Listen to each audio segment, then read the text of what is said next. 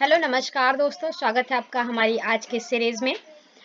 आज के इस डेली करंट अफेयर की सीरीज में हम 13 मार्च से संबंधित प्रश्नों को हल करेंगे, जिसमें हमारा पहला प्रश्न है, हरियाणा के नए मुख्यमंत्री के रूप में किसे चुना गया है? जिसका राइट आंसर है दोस्तों नायब सैनी को।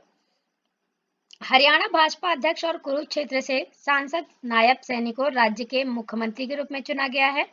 इसके पहले मनोहर लाल खट्टर ने इस पद से इस्तीफा दिया। इन्होंने 2014 में नारायणगढ़ से विधायक चुने गए थे और 2016 में खट्टर कैबिनेट में शामिल हुए थे और 2019 में कुरुक्षेत्र लोकसभा क्षेत्र सांसद बने थे। ठीक है, अगला प्रश्न है हमारा, प्रधानमंत्री नरेंद्र मोदी ने किस राज्य में कोचरब आश्रम का उद्घाटन किया? जिसका राइट आंसर है गुजरात राज्य में। तो प्रधानमंत्री नरेंद्र मोदी ने गुजरात के साबरमती में कोचरब आश्रम का उद्घाटन किया। साथ ही उन्होंने गांधी आश्रम स्मारक का मास्टर प्लान भी लॉन्च किया।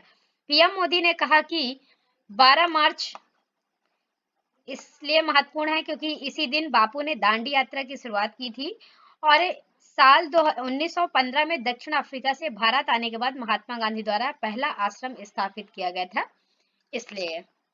अगला प्रश्न हमारा, फरवरी महीने के लिए ICC player of the month का अवार्ड किसने जीता? जिसका राइट आंसर है दोस्तों यशस्वी जायसवाल।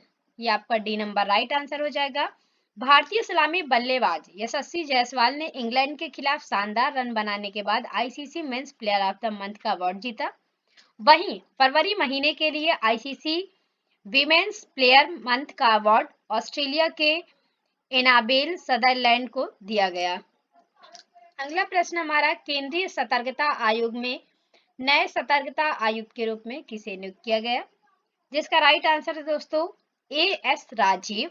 ये नंबर आपका राइट आंसर हो जाएगा। तो राष्ट्रपति द्रौपदी मुर्मू ने एएस राजीव को सतर्कता आयोग में सतर्कता आयुक्त के रूप में नियुक्त किया। एएस राजीव एक वरिष्ठ बैंकर की तरह कार्य किए हैं। उनके पास 4 प्रमुख बैंकों syndicate bank, Indian bank, Vijaya bank और बैंक ऑफ महाराष्ट्र में 38 वर्षों से अधिक का अनुभव है और केंद्रीय सतर्कता आयोग एक शीर्ष भारतीय सरकारी निकाय है जिसकी स्थापना 1964 में की गई थी।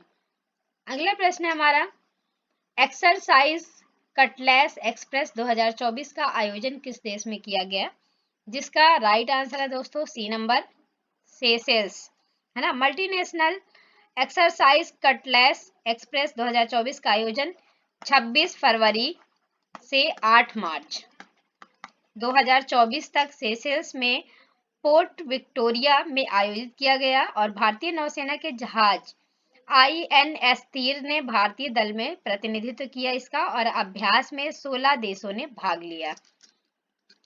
अगला प्रश्न हमारा, सुभाष चंद्र बोस के जीवन पर आधारित एक डिजिटल प्रदर्शनी सुभाष अभिनंदन का शुभारंभ किसने किया? जिसका राइट आंसर है अर्जुन राम मेघवाल। ये आपका सी नंबर राइट आंसर हो जाएगा।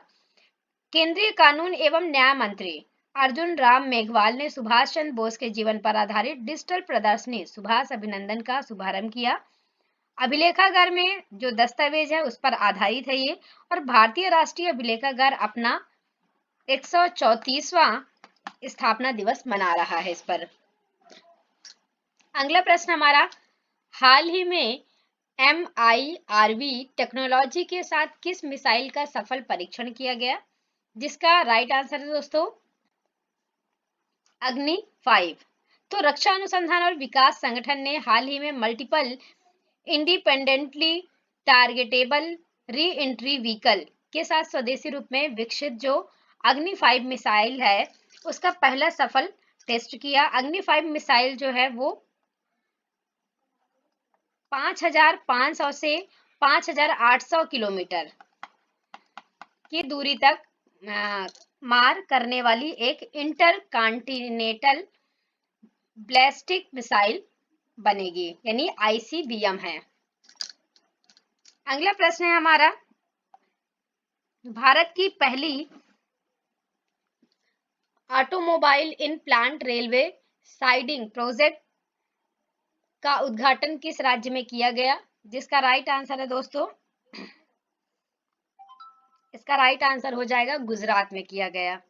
ठीक है, इसी नंबर आपका राइट आंसर है। प्रधानमंत्री नरेंद्र मोदी ने गुजरात के हंसलपुर में मारुति सुजुकी इंडिया के प्लांट में भारत की पहली automobile in plant railway siding परियोजना का उद्घाटन किया।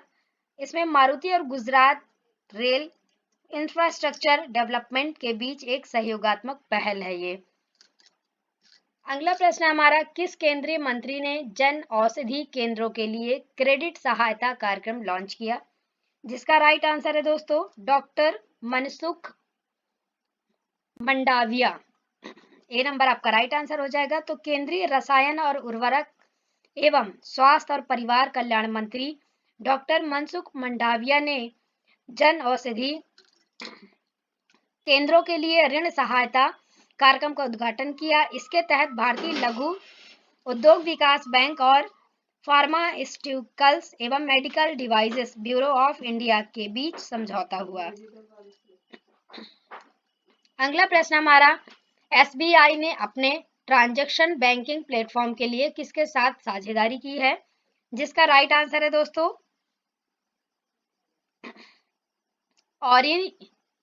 Orion pro. ये आपका सी नंबर राइट आंसर हो जाएगा। भारतीय स्टेट बैंक यानी एसबीआई ने कैश मैनेजमेंट और ट्रांजैक्शन बैंकिंग प्लेटफॉर्म के लाइसेंस और ऑपरेशंस के लिए ओरियन प्रो सॉल्यूशंस के साथ समझौता किया। लगभग 100 करोड़ रुपए की डील पर लाइसेंस और 6 वर्ष तक का रखरखाव शामिल है। इसमें ओरियन प्रो का जो एडवांस क्लाउड तकनीकी है और माइक्रो सेवाएं इस पर आधारित होंगी।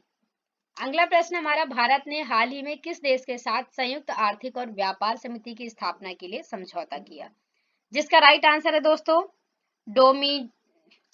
डोमिनिकन गणराज्य, है ना, ये आपका डी नंबर राइट आंसर हो जाएगा। तो भारत ने हाल ही में डोमिनिकन गणराज्य के साथ संयुक्त आर्थिक और व्यापार समिति की स्थापना की और इसके लिए प्रोटोकॉल पर हस्ताक्षर भी किए। केंद्रीय मंत्रिमंडल ने इस वर्ष यानी 24 जनवरी को जेईटीसीओ की स्थापना के लिए प्रोटोकॉल पर हस्ताक्षर करने की मंजूरी दे दी गई है। अगला प्रश्न हमारा, सिपरी की रिपोर्ट के अनुसार 2019 और 2023 के बीच दुनिया का शीर्ष हथियार आयातक देश कौन है? जिसका राइट आंसर है भारत। ये आपका सी नंबर राइट आंसर हो जाएगा।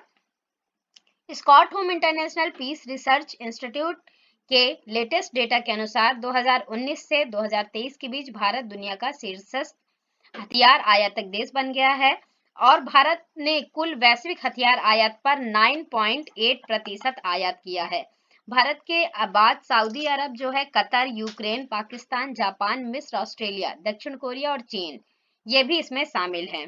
इसकी स्थापना जो है वो साल 1966 में हुई थी।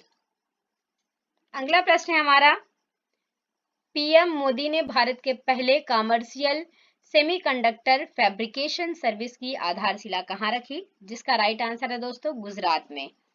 ये आपका राइट आंसर हो जाएगा डी नंबर। पीएम मोदी ने धोरेला राजस्थान में Tata power chip semiconductor manufacturing जो कॉर्प है उसकी चिप फैब्रिकेशन यूनिट की आधारशिला रखी और भारत की पहली कमर्शियल सेमीकंडक्टर फैब्रिकेशन सर्विस होगी। इसमें 1.25 लाख करोड़